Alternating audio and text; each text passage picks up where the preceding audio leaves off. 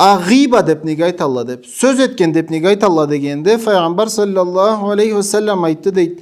Zikruka ahak bima yakrahu. Sen karnaşını eskereyesen ol bolmagan sagatta ol süymegen ol kerahat körlük zatın. Söz üçüne başkası yoktu. Anı süyegi uzundu.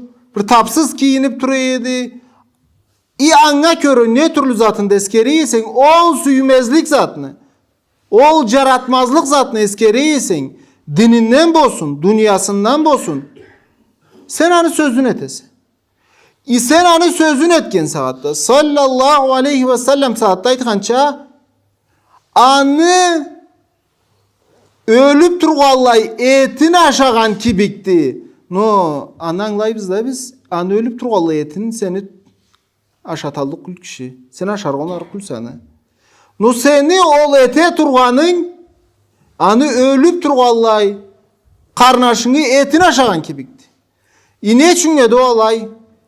Biz anlayalmagandan günahına uğurluğun, biz anlayalmagandan yüreğimizge ciyalmagandan niyete turganımızını.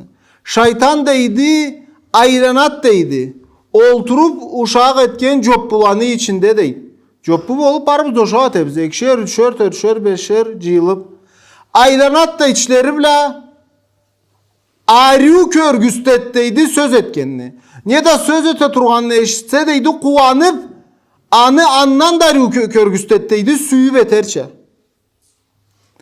Sonra şeytan izlegenin taap ketken eti dalaydan.